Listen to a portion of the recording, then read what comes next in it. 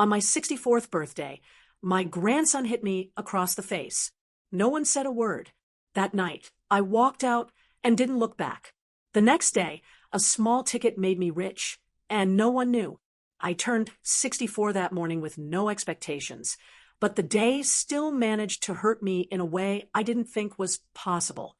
The table was already set when I arrived. Plastic forks, warm potato salad, a store-bought cake I was allergic to, and my name was spelled wrong on a birthday sign. My oldest grandson, Jacob, was 19. He was very proud and was sitting in a patio chair. He barely looked up when I said, "Hello." My daughter Rachel was busy with decorations, pretending not to notice how drunk her husband already was. I had made a tray of special eggs, but no one touched them. I told myself to just smile and get through the day. Maybe I could enjoy the cake if I scraped off the frosting. That idea lasted for about 10 minutes. Jacob started getting loud. He picked a fight with his younger brother about a video game. I tried to step in with a gentle, "Let's keep the peace today. It's my birthday." That was all I said, but he turned around, stood up, and got right in my face. "You always act like you're the boss. You're not anymore." I was shocked, and that's when it happened. He hit me across the face with his open hand. It wasn't a joke. It wasn't a mistake. The plastic fork in my hand dropped to the ground. I could feel the heat rush up my cheek and into my head. I looked around the table and waited. I just waited for someone to say something. Rachel's face went pale, but she didn't speak. Her husband turned and grabbed another beer. My other grandchildren looked away. No one moved. No one asked if I was okay. No one told him to stop. I stood there holding my paper plate, the cake sliding to the side. The moment felt so sharp it hurt to breathe. I didn't scream. I didn't cry. I just placed the plate on the table. I reached into my bag for the small ticket I had bought that morning as a little treat for myself. I slid it into my purse. I said, "I'm going to go lie down." And I walked inside. I went straight to the guest room. I closed the door and sat on the edge of the bed. I was trying to figure out what had just happened. My cheek hurt. My heart hurt even more. I waited for someone to knock. No one did. After an hour, I got up. I took my purse and walked out the front door. No goodbye. No look back. My car was parked 2 blocks away. I got in. I started the engine. I didn't stop driving until I saw an empty motel parking lot with a blinking sign that said vacancy. I paid with cash. I checked in. I locked the door behind me, and I sat on the bed, staring at my purse. I pulled out the ticket. I hadn't scratched it yet. My hand was still shaking. I grabbed a coin from my keychain. I scratched off the numbers. I blinked 3 times to make sure I was reading it right. $5 million. I didn't scream. I didn't jump. I laughed once, a low, bitter laugh. And then I cried so hard I couldn't see straight. Not because of the money, because the world had just confirmed something I had been avoiding for years. I didn't matter to them. But maybe, just maybe, I could matter to myself. I didn't sleep that night.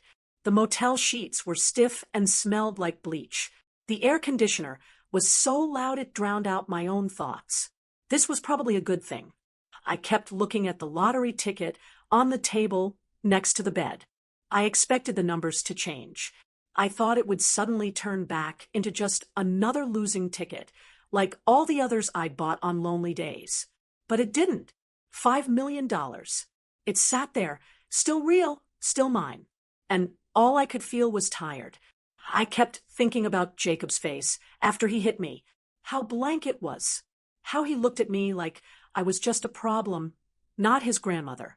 But worse than his face was everyone else's. Rachel's silence. The way her husband looked away as if it was not his problem. I kept playing the moment over and over in my head. I was trying to make it make sense, as if I looked at it from enough different angles, I would find the part where I had done something to deserve it. But no matter how I thought about it, all I saw was the truth. I had become invisible. I wasn't Grandma anymore, or Ellie, or Mom. I was just a piece of furniture in their lives. That morning, I went to the motel lobby. I got a free coffee in a paper cup. I sat by the window and wrote a letter on the back of a paper menu. It said, "Don't call. I'm not lost. I'm done. I'll be safe. Don't come looking. I don't want to be found." I didn't sign it. I just folded it up and mailed it to Rachel's house from the gas station next door. Then I called the lottery office. I didn't want a big check or to be in a photo. I asked about claiming the money without showing my name and setting up a trust. The woman on the phone said, "We get that more than you'd think." I told her, "I doubt that." Afterward, I drove 2 towns over. I got a new phone and a simple laptop. I checked into another motel under the name Louise Carey, my mother's maiden name. I didn't feel afraid. I felt like I had just walked off a stage in the middle of a bad play. Like I should have done it years ago. The money was in the trust account 4 days later. I transferred half into a new bank account under a company the lottery lawyer set up for me. Just like that, I wasn't broke anymore. But I didn't feel rich. Not in any way that mattered. I ate peanut butter crackers and watched TV shows in the motel room. I wondered if Rachel had read my note. I wondered if she cried. I wondered if Jacob even noticed I was gone. And then, on day 5, something changed. I was looking through a social media account on the new phone. I was just tapping through random bakery accounts because I used to dream about opening one myself when the kids were little, before my husband got sick, before the bills, before life turned into just trying to survive. And I saw her, Lily, Jacob's ex-wife. She was standing in a small kitchen. Flour was all over her apron.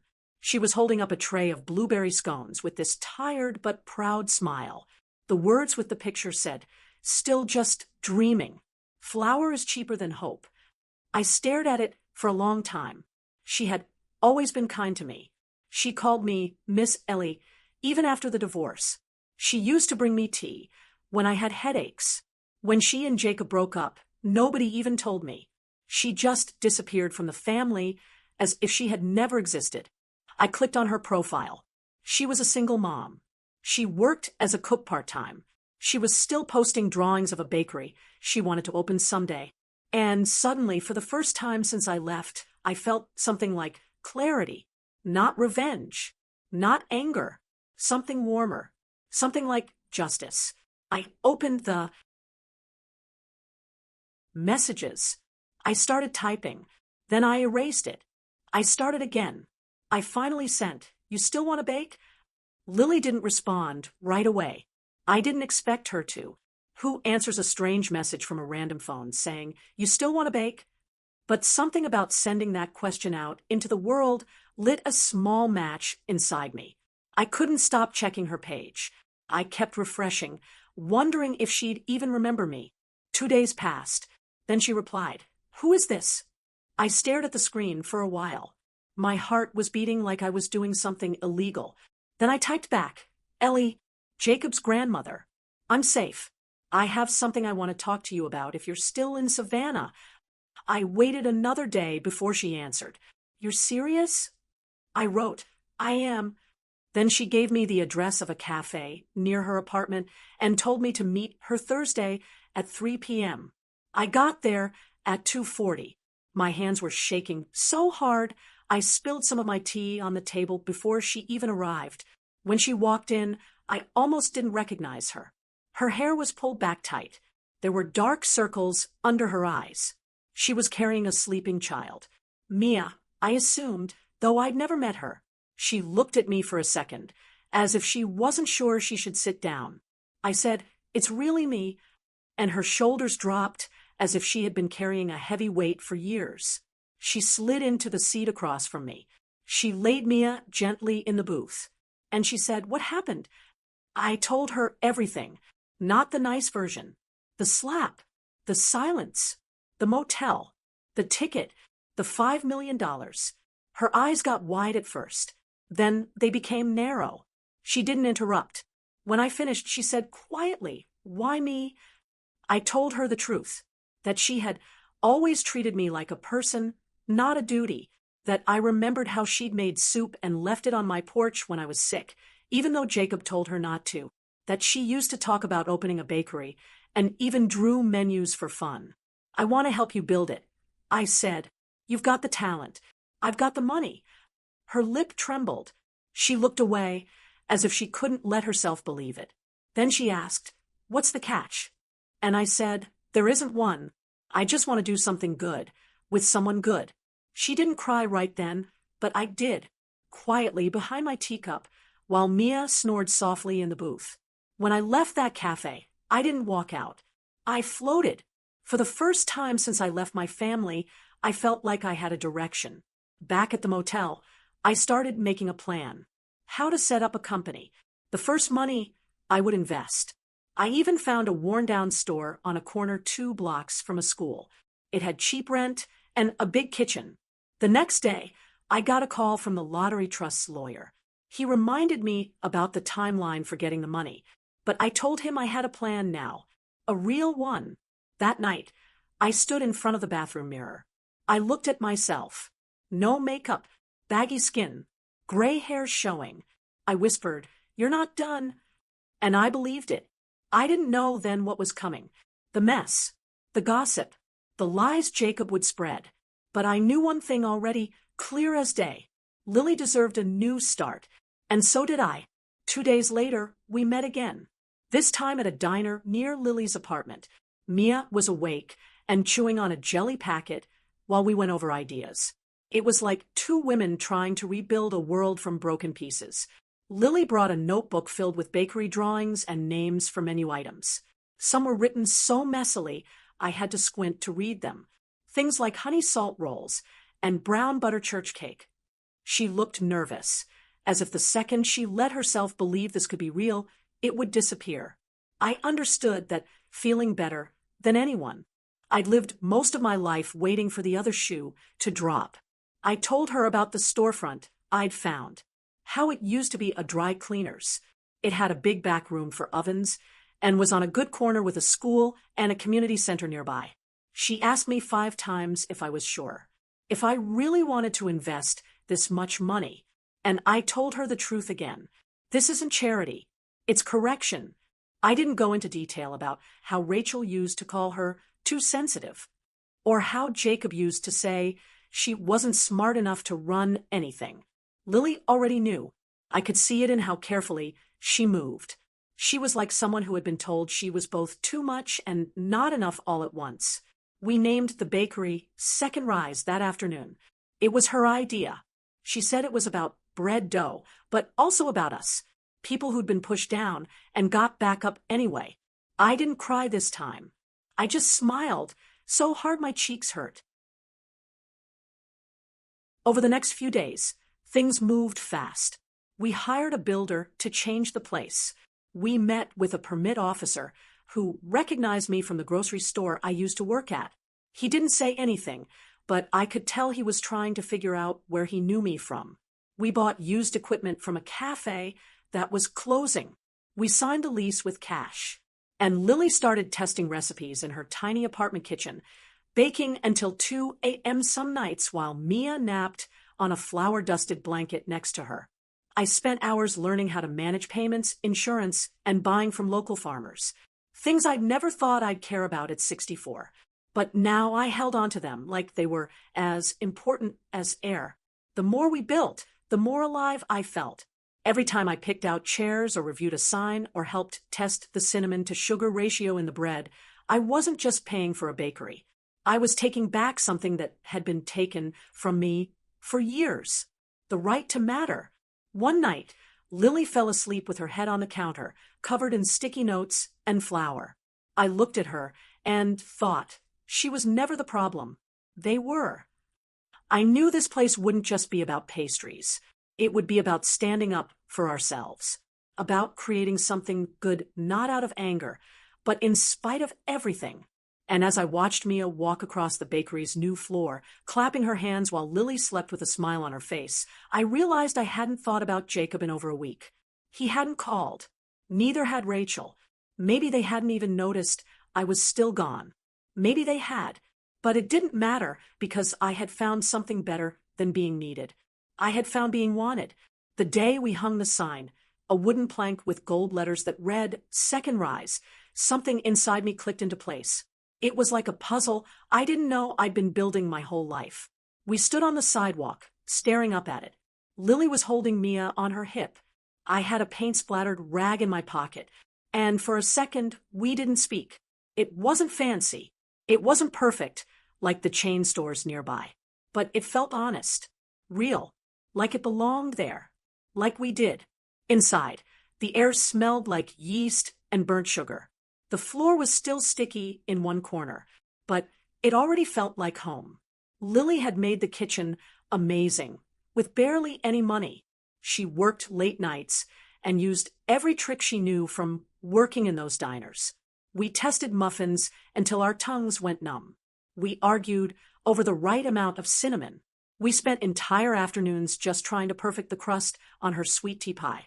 I taught myself how to use the cash register system. I ordered uniforms in 3 sizes too big, just in case. And I fixed a leak in the bathroom sink with a video from the internet and a pair of pliers I bought at a pawn shop. It was all hard work, but it wasn't the kind that made you tired. It filled us up. It gave shape to the empty feeling. Mia became our unofficial mascot. She would run around with a tiny apron that said "Flower Boss" and offer customers fake cookies while they waited for real ones. We had a soft opening with no announcement. We just opened the doors one Saturday and hoped people would come. And they did. Not in big crowds, at first, but enough. Enough to feel seen. A man from the community center came in for a black coffee and ended up buying 2 pecan bars to go. A nurse from the clinic down the street took a picture of our sign and shared it on social media. And suddenly, people started coming in. My co-worker told me about you. One said, "I saw you on my friend's page." Another said, "The word spread fast." And every time someone smiled after a bite or told Lily, "This tastes like home," I felt something tighten in my chest. Not pain, not pride exactly, something older. Something like a reward for what we had done. We kept things small at first. 3 items on the menu. Cash only. No fancy advertising. Just good food and warm faces. And yet, every night when we closed, I'd sit in the back with a cup of tea and feel a kind of peace I'd never known. Not even when my kids were little and needed me every second. This peace came from being wanted, not needed, chosen. And still, through all of it, I stayed invisible online. No photos of me. No mentions of where the money came from. Just Lily's face. Lily's story, which was already enough to inspire people. I watched her grow. She was confident, strong, and laughing in ways I'd never seen before. And I thought, maybe this is what motherhood should have felt like. One night after closing, Lily and I sat on milk crates outside the back door, sharing a bottle of cheap wine. She said, "Do you think they miss you?" I didn't need to ask who she meant. I looked up at the sky where a plane blinked across the darkness and said, "Maybe, but they don't get to see this version of me. Only you do." And she nodded. We tapped our plastic cups together as if it meant something, because it did. It was a Wednesday morning when everything changed. Not with a loud noise, but with a small sound from Lily's phone. It buzzed 3 times in a row while she was loading croissants into the warmer. She stopped, checked it, then slowly looked up at me with a tight face I didn't like. "Someone posted about us," she said. "A food blog." My stomach dropped before she even showed me the screen. It wasn't a national blog, just a local one with about 10,000 followers. But there I was, blurry in the background of a picture taken during the soft opening. My head was turned down, and I was holding a tray of muffins near the back door. The post praised our pecan bars and Lily's story, which she'd shared with the writer last week, not realizing they'd be publishing photos without warning. At first, I tried to calm myself down. I tried to convince myself no one would recognize me from that angle. But deep down, I knew Jacob would, and I was right. He messaged Lily's bakery account within hours.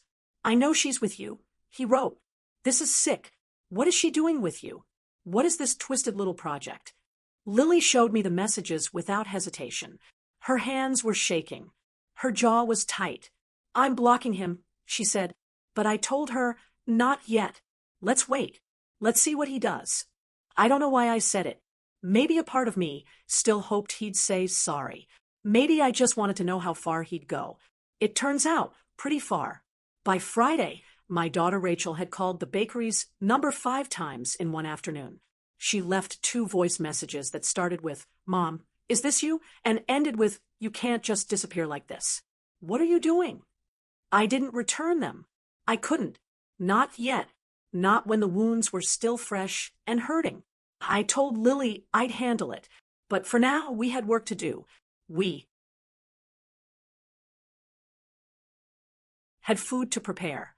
We had customers to serve. We had bills to organize. But that night after closing, I went back to the motel. I opened my laptop and searched for my own name. I hadn't done it before. There wasn't much, just some old records and old employee profiles. But now there was something new. A post on social media from a girl who used to date Jacob. Someone I'd barely met. It said, "You all seen this? I'm pretty sure that's Jacob's grandma at that new bakery in Savannah, the one who disappeared after he slapped her." It had likes and shares and comments. She's rich now, or something. Didn't she win the lottery? Wait, he slapped her.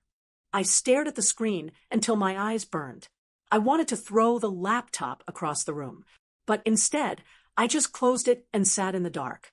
I was listening to the faint sound of the refrigerator. The next morning, I told Lily we needed to get ahead of it. "I'm not hiding anymore," I said, "but I'm not going to explain myself either. Not to people who don't deserve answers." She nodded. We agreed. No talking to the press. No interviews. No more photos of me. Just keep baking. Keep serving. Let the work speak. But Jacob didn't want to let it go. A week later, he showed up in person. He drove all the way from Charleston in a beat-up white car. He was walking outside the bakery, like a dog, waiting for someone to open the door. Lily saw him first. She locked the door immediately. She pulled the shades down and called the police. He didn't try to break in. He just stood there for 15 minutes, talking to his phone. Then he drove off so hard he knocked over a sandwich sign. When I stepped outside after he was gone, the air smelled like burnt rubber and something bitter I couldn't name. I bent down. I picked up the sign. I saw what someone had scribbled across it in black marker. She abandoned her family for this. I didn't cry. I just wiped it off and walked back inside, where Lily was holding Mia close and whispering, "It's okay, baby, it's okay." Over and over. That night, as I swept flour from the corners and locked up, I realized the leak wasn't just a photo or a post. It was a crack in the wall. My old life had found me, and it wasn't going to go away quietly. It only took 4 days after Jacob's parking lot fight for the lies to start. He went on some small-time podcast out of Charleston called Family Truths Unfiltered. It was hosted by a guy who used to work with him. Suddenly, my name was being talked about on a microphone by someone who hadn't even called me grandma since he was 15. Lily found it first. She played me a part of it through her phone. Her hand was shaking as she held it out. I listened as Jacob said, "I just don't understand how someone could win that kind of money and abandon their family. She raised us. And then she just disappears, and now she's funding my ex-wife's revenge bakery." The host laughed. He said, "Damn, man, that's wild." Jacob kept going. His voice cracked in just the right spots to sound sad, not angry. "I loved her. I did. I used to call her every week. I'd pick her up from the pharmacy. I helped her with the bills when I could." Lies. All of it. I was the one who gave him gas money, who bought his groceries when his bank card was rejected, who sat outside the car license office at 6 a.m. so he wouldn't have to wait. But on that podcast, I was some ungrateful ghost with a fat bank account and a grudge. And Lily was the evil person who turned my own grandmother against me. I didn't cry when I heard it. I didn't even get angry. I just felt empty, as if he'd taken a knife to my memories and carved out only what suited him. The episode started spreading online. People shared parts of it, especially among those who only knew one side of the story. The loud one. Suddenly, Our bakery's page was getting nasty messages. Shame on you. Hope karma hits. She's just using you for money. I wanted to delete every comment, to shout the truth until someone heard me. But Lily stopped me. She said, "Let them scream. We keep serving." So we did. But every morning after that, I felt my hands get a little tighter when I needed dough. Every smile to a customer had to push through a fog. The worst part was the voicemail from Rachel. She didn't say much. Just, "I heard it. I don't know what to believe anymore. Call me, please."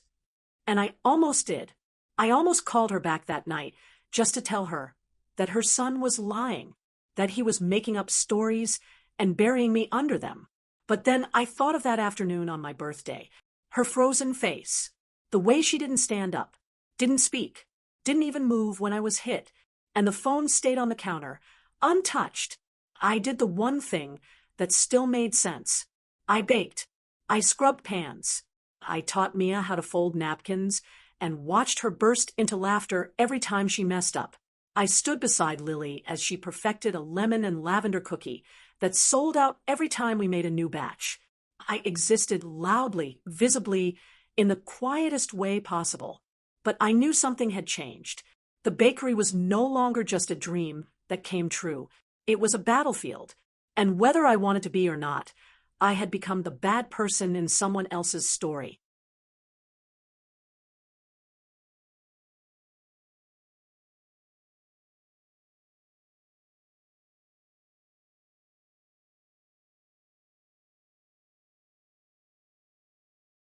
She showed up on a Tuesday, without warning.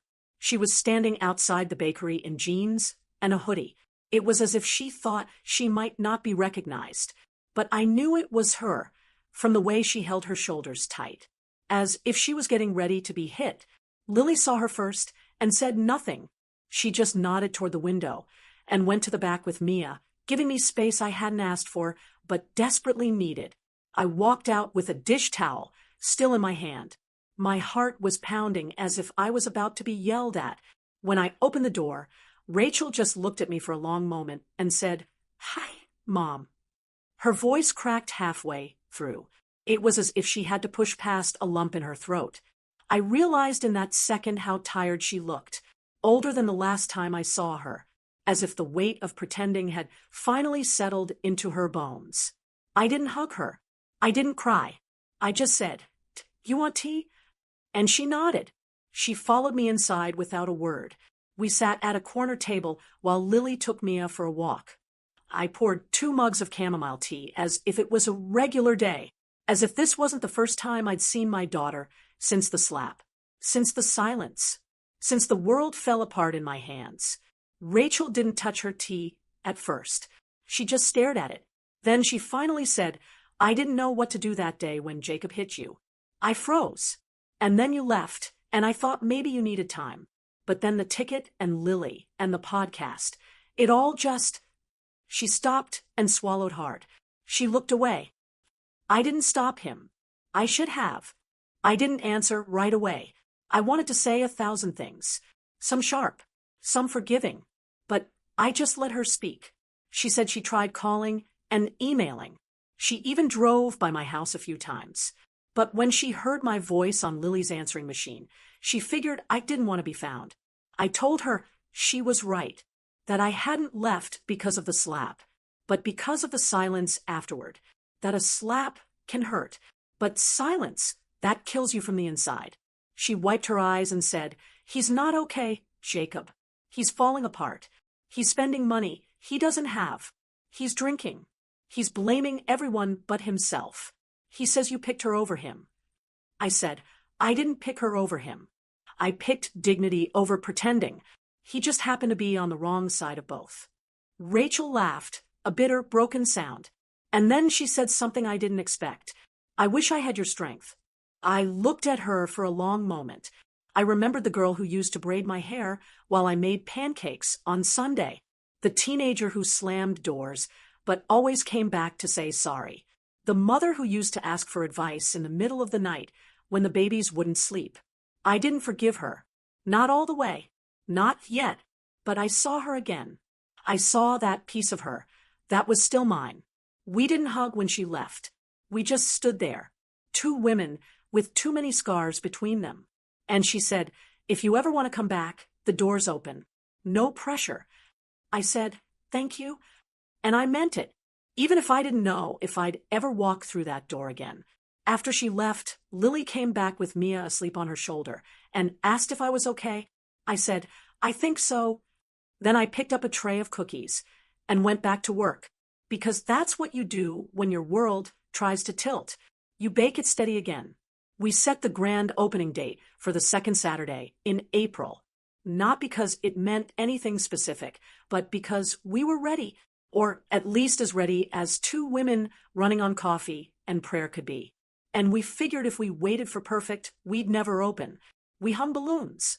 We wrote a new sign for the sidewalk that said, "Soft like your grandma's biscuits, bold like her secrets, and baked like our lives depended on it." The line started forming an hour before we opened. First, it was two women from the clinic down the street. Then a couple who drove in from the next town because they'd heard about us. Then a whole family who said their cousin had sent them a link to the lavender cookie post. It was working. People were coming. The excitement was real. And for the first hour, it felt like the world had finally turned a new page. Then I saw him, Jacob, across the street. His hands were in his hoodie pocket. He was walking back and forth like a dog in a cage with an old problem. I stopped for a second, watching him glare at the bakery as if it owed him something. Then I turned back to the cash register and told myself he couldn't touch us now. But I was wrong. He didn't come in. Instead, he stood outside with his phone. He was filming live. He was telling a story like it was a twisted documentary. "Here's the place," he said. "The place she built with stolen money. Funded by betrayal. She replaced us with strangers. My own grandmother."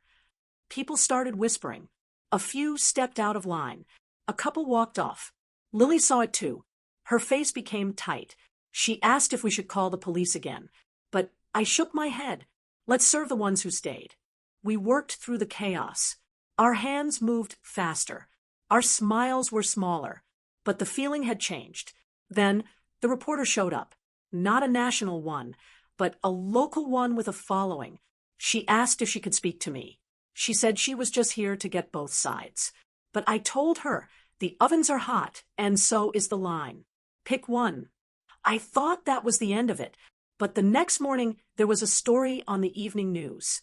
Family Feud bakes into Savannah business. It had video of our sign, blurry shots of Jacob yelling across the street, and even a frozen shot of me wiping my hands on my apron. I looked like the villain in someone else's story. I didn't sleep that night. I just sat on the bakery floor, my legs crossed, staring at the mixers as if they could explain how things had gone so far wrong. But then something happened I didn't expect. The next morning, a woman I didn't recognize came in. She was in her mid-60s.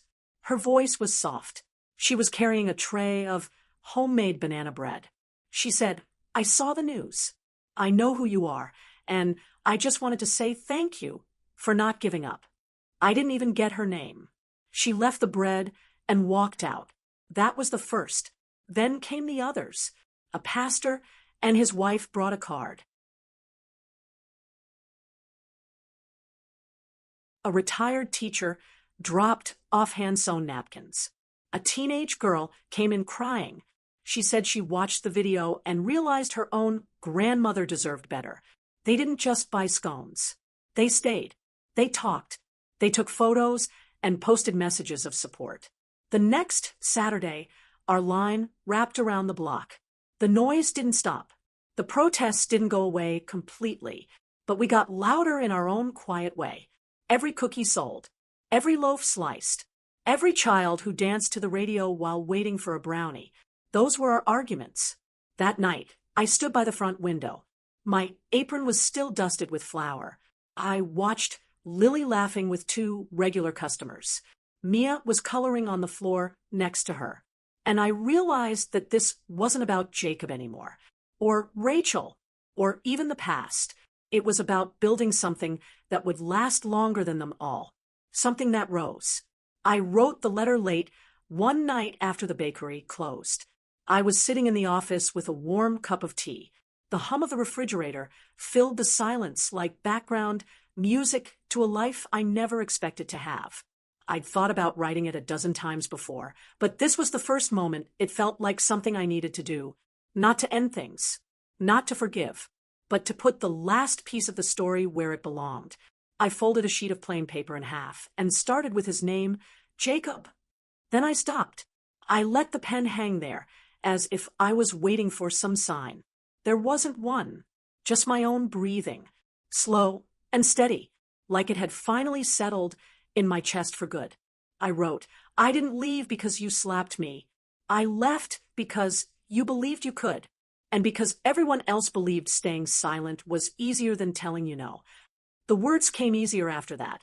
I told him I was safe, that I was not hiding, that I hadn't picked Lily to hurt him. I picked her because she showed up when no one else did. I wrote, you weren't replaced. You removed yourself. There's a difference.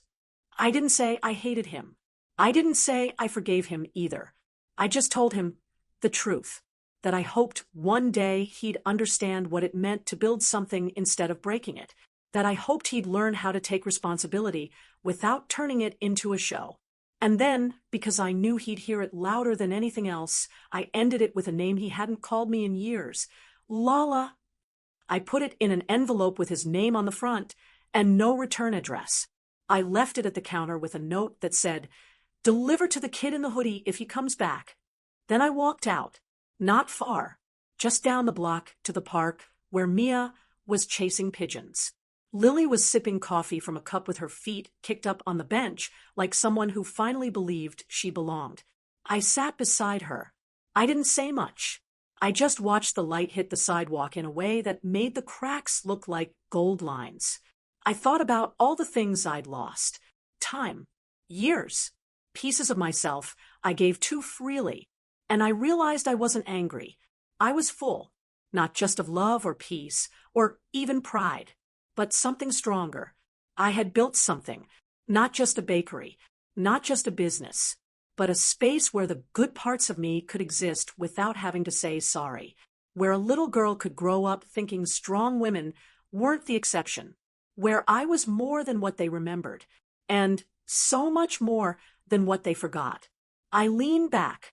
I closed my eyes for a moment and smiled, not because the pain was gone, but because it didn't own me anymore.